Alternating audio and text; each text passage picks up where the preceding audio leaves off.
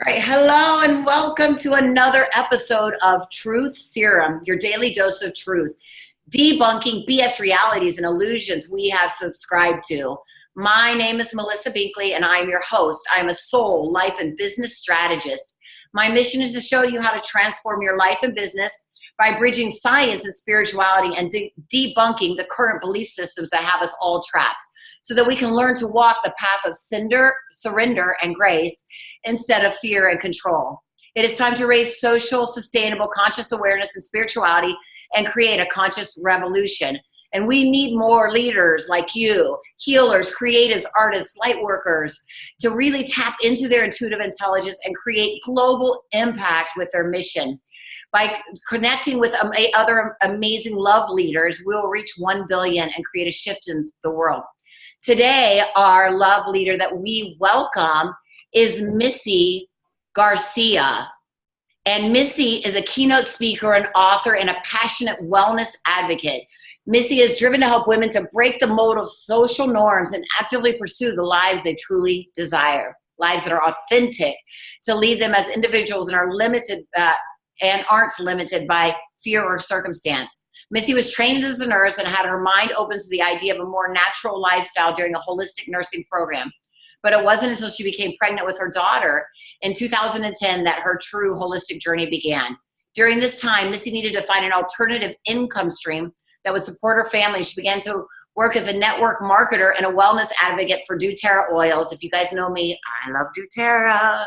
So this became a profitable entrepreneurial journey and pushed her out of her shell as a self-proclaimed introvert into leadership roles that challenged and transformed her.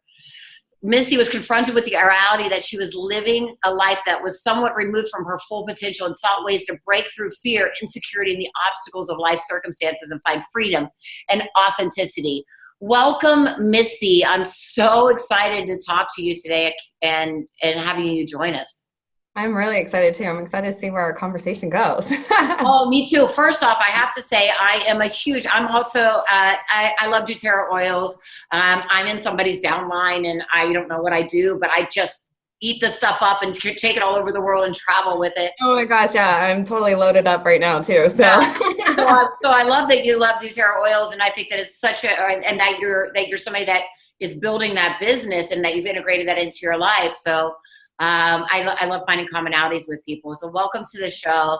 And what shot of truth serum do you want to deliver to our audience? What BS reality do you want to debunk or demystify? Something that has really come up for me in the past year as my own journey has really expanded my own sexuality and my own healing within my sexuality. And I've talked to so many women that are where I was and are so disconnected from their womanhood and from their sexuality. And so that's something that's been really passionate, something that's been passionate about me to really talk and really debunk. Because I think, especially like you and I, we live a very holistic type lifestyle. And it's really easy for us to go into the health aspect of things and change things health-wise, which is extremely important, what we're eating and what we're putting into our bodies, those sort of things. And then we look at the mindset and those but I think oftentimes we forget about a huge piece of the pie, which is our sexuality, which makes us up into the human beings that we are. And we just kind of push it down. Nah, I don't really want to deal with that one. And so that's something that has been a passion of mine to explore myself personally and be able to educate others on, as well as I, advance with my own knowledge and training with it. Yeah, I think that sexuality has in some arenas become such a taboo conversation, which is it's funny, right? Because we live in a society where you watch the news and the TV and it's all this overexposure to sexuality, all this overexposure to this sexual presence. But then when it comes to true sexuality, and I mean, I was watching a experience. I was at a LGBTQ film festival last week, and it was talking about there was this experience they're talking about 50% of women have never had an orgasm.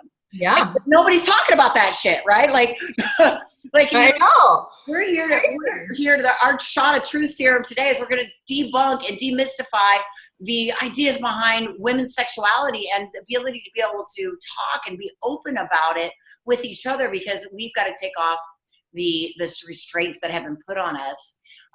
Like restraints, since we're talking about sexuality, but otherwise the restraints that have been put on us from being able to open up and be truthful about that.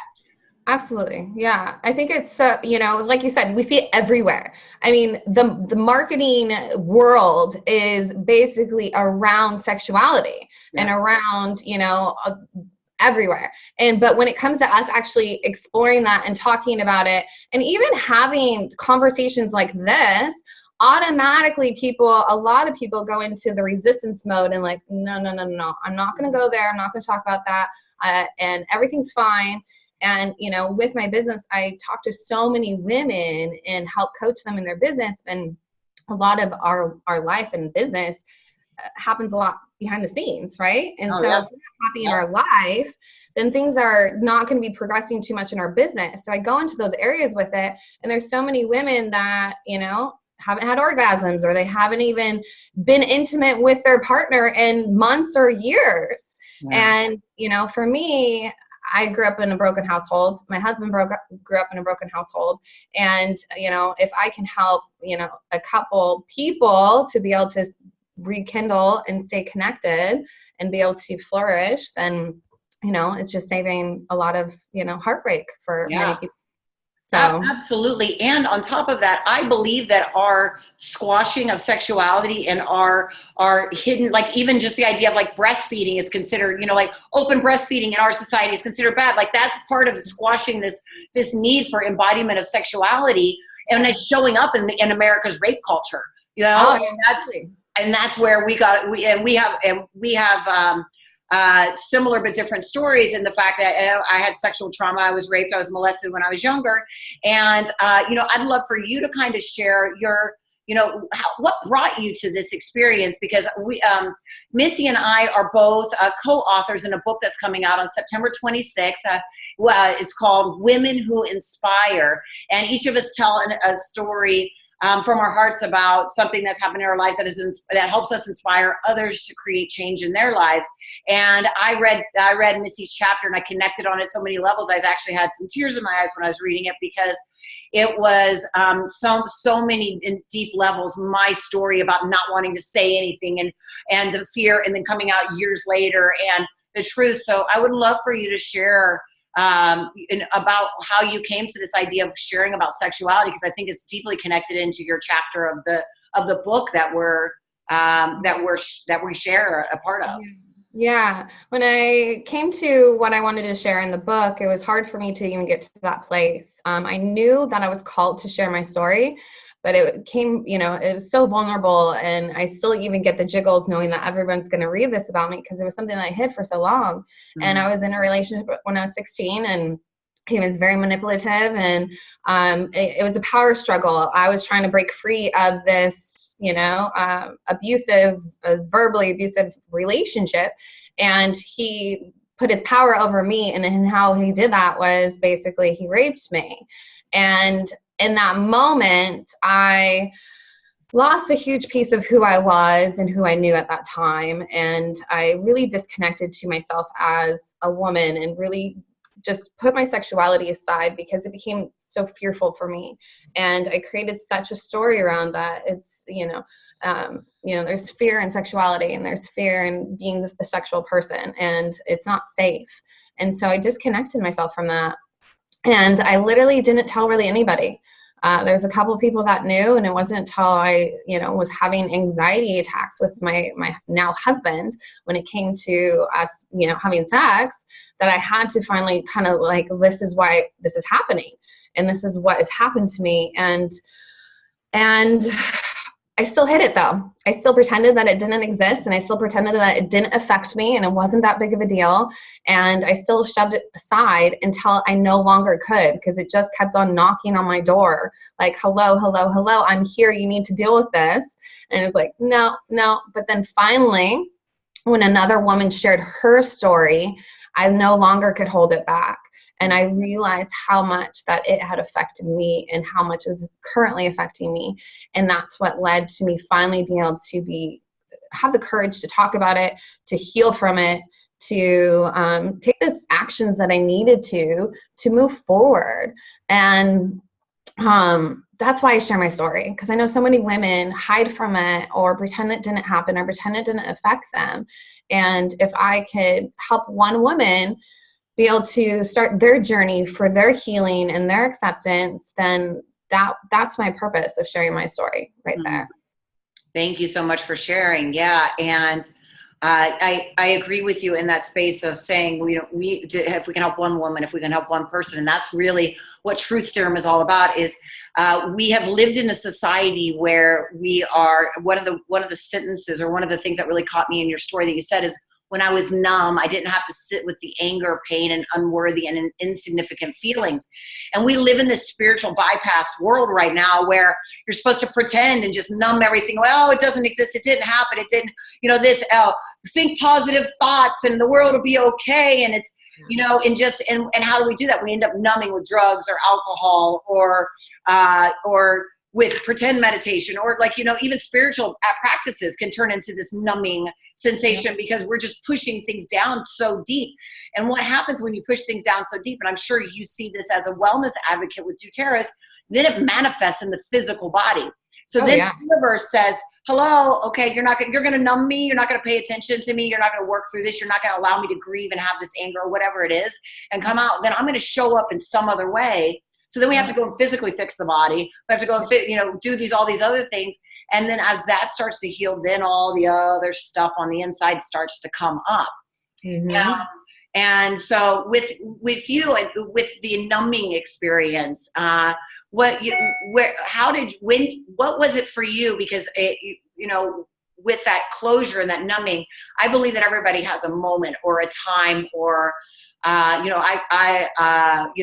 drop you to the knees moment or something that finally gets you to a point where you're like, I say it's not enough, or I've had enough, that there's got to be something more. Like there's a I call it the coming to Jesus moment, where you're like, okay, I'm on my knees and I don't know what else to do, and I can't be in the numbness anymore because there's no life here either, but there's got to be something greater. Did you have a moment like that for yourself?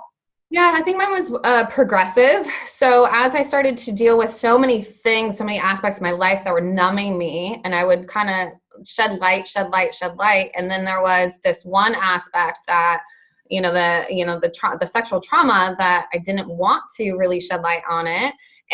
But because there's all the other things that were lifted, there was nothing holding it down anymore, it seemed.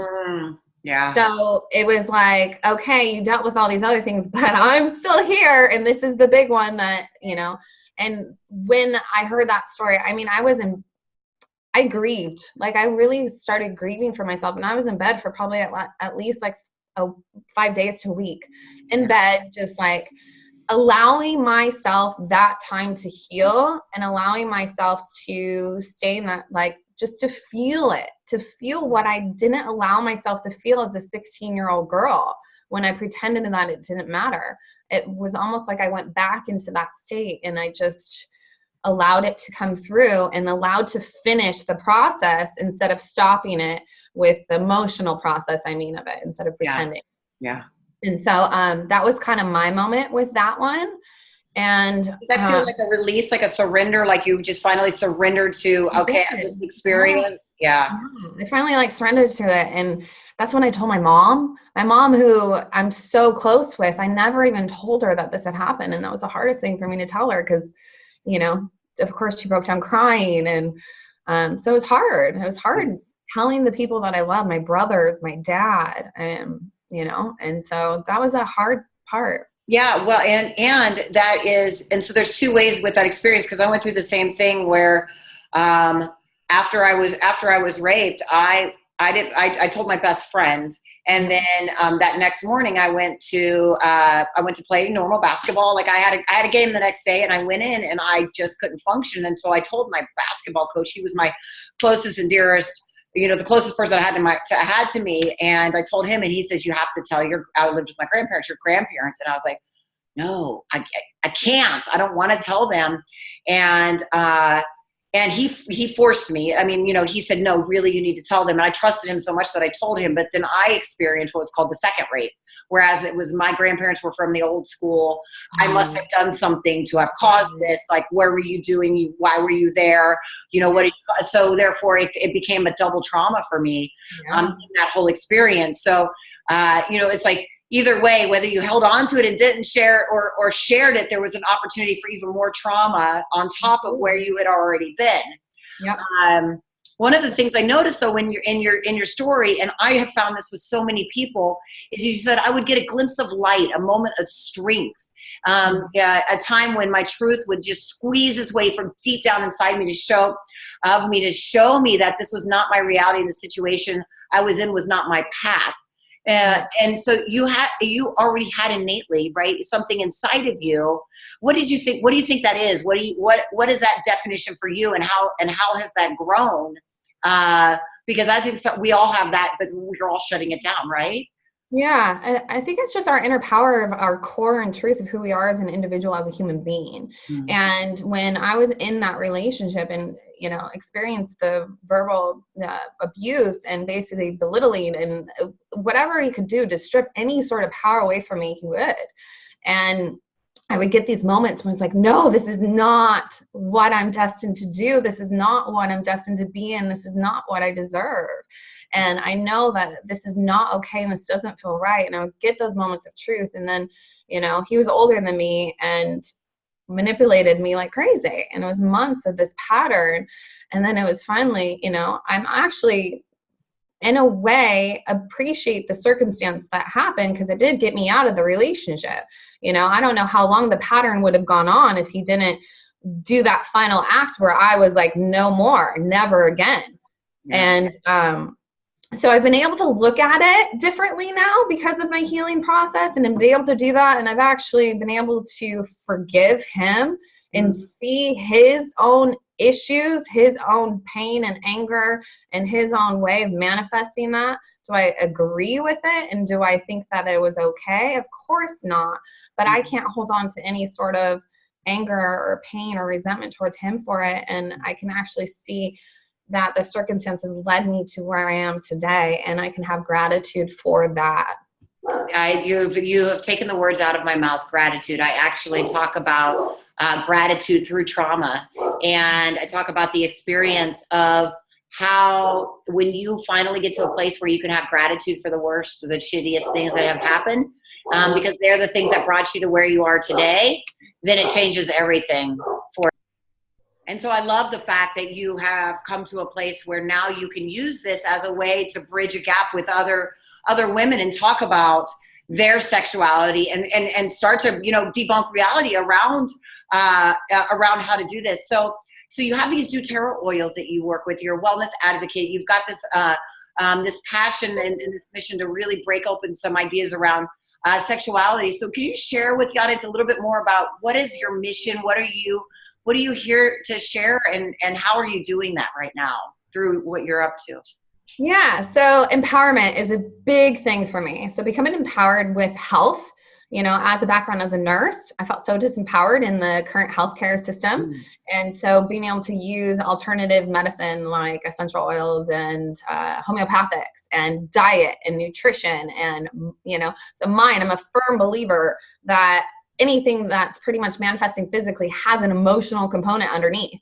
So looking at that and how can we deal with that and being open to realizing the connection, because a lot of people are like, there's no way, but being open to that. So empowerment's a huge mission for me. And then now, since my own healing, I've been really really pushed on the path with empowerment with the sexuality. So I'm going to be working to become a sex, love, and relationship coach and really develop those tools to help other women and help couples and relationships and be able to really further that aspect of things and just holistic living in general. So again, I think of it as a big, huge circle, and the one piece is like the health and then the mind and relationships, communication. I mean, we all needed to take a class on how to actually effectively communicate because we don't. and we hide so much things. So like communication and sexuality, and really taking all these different pieces to put them together for people to just feel whole again. I think so many people walk around and they just don't feel whole and complete, and we're all beautiful human beings of who we are, but we just are maybe missing a couple little pieces that will make us feel that whole and complete of who we are. So that's my mission. That's my path. I love it. And I love where you're going. I've had several clients that have been in the sexual embodiment realm and do work in that area. And I'll definitely have to connect you with a few of them. And I agree with you that it's so important to empower and make that connection, and that it is more than just one piece. Like it's several different things, and we've got to work on these layers and these pieces of the pie and put them all together so that we can really make that difference. And yet I know that also, even though there's all these different layers and things, that when we're trying to transform our lives, many believe that it takes a complete overhaul. And what I believe is that it takes one small step at a time. One little thing, and it's going to get you there in the long run. So what is one ritual or practice or thing that you cannot live without? Like a 5-minute solution, something that you could give to our audience today that they can start right away into making that next step in their life. I think the most important thing that a lot of us just don't think about is a ritual to put yourself first. We are giving, and a lot of times it's this, and then me. And so whatever that may be for you, I mean, I was just deep breathing and just connecting before I even got onto this call. Last night I'm just going to go soak in the bath. And so doing something every single day, whether it's 2 minutes of deep breathing or a yoga practice or journaling or coloring or something that's going to connect to you and allow you some just time for you. I think that's really important for us as human beings to really. That is for real a shot of truth serum. Put yourself first. Put your mask on first before you help anybody else. Do it for you, number one, because if you're dead or sick, you can't help anybody, right? Or even if you're just mentally, if you're numb, or you must give from a cup that is overflowing instead of a cup that's half empty. And the only way to fill your own cup is to allow it to overflow by doing some of the things. So you said you love to take baths, you love to do yoga. What are some other things that you do for yourself that you? Writing. I really love to write. Yeah. So I've, this book actually opened up that for me. I developed some story of I'm such a crappy writer and I suck at writing. And as I wrote the book, it was just like, whoa. And then I reread it and I'm like, I think that's pretty good. Yeah, it's great, everybody. So you're going to have to get the book. It comes out on September 26, 2017. It's on Amazon.com, Women Who Inspire. And I'll tell you, every single woman in the book, the 20 of us, they're all inspirational stories, and yours. And I hope you keep going and write some more. This is my second book, and I have 2 more already in the works that are private books. I'm already a best-selling author. So, and by the way, we're going to best-selling #1 for this one. I know it. I can feel it in my heart already. And so I'm so glad that writing is one of your things. It is one of mine too. So, yeah. Okay. So Missy, before I ask the last 2 questions that I have for us today, I want you to share with everyone how they can find you, where they can go so that they can follow you, watch you, get to know more about you. The best place is just going to my website. It's Missy and then the letter A, Garcia.com. Because from there you can read my blogs, you can follow me on all the different platforms, social media, you can get my holistic living workbook and start to go through those questions and start to really open up some truth of where you're at currently and where you may want to make some changes. And then, that's the best place to go. Great. So it's MissyAGarcia.com, MissyAGarcia.com, just in case you don't know how to spell her name. And you can go from there. You can connect to her in any way possible. Yeah. So, Missy, if you could do one thing in this world before you pass to the next realm, whatever your belief system is, one thing, whether it was an adventure or it doesn't have to be business related, but it can be world related. What's something that you've got to do? Oh, travel the world. I want to see the world. I love traveling. I love to experience different cultures. And, that's one of the best things I love doing with my family. And so continue to travel and experience that because I get so much inspiration too from that. And so yeah, that's it. Traveling. Well, I know that you're in Auckland, New Zealand, and I'm headed to New Zealand here soon, and I'm so excited. So, but where's next for you to travel to? What's next on your list? Where's the next destination? I've been really pulled to go to Sri Lanka. I've been really interested in going there. Thailand's on my list. We're going to be going to Mexico soon. So yeah, we definitely go somewhere at least once a year as a family to a different culture I think it's really important for my kids who are currently 6 and 4 to be able to experience that.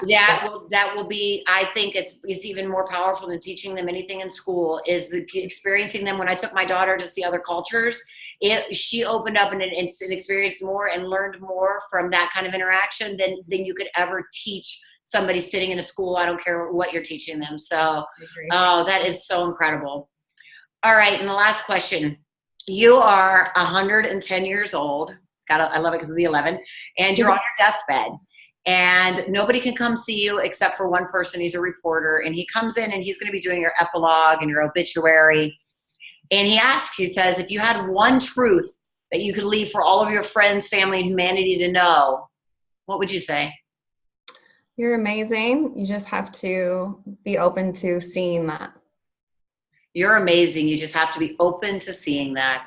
That's beautiful. Thank you, Missy, so much for joining us on Truth Serum. Today has been your daily Truth Serum, your daily shot of understanding about sexuality. Thank you so much. Thank you. Da-da-da.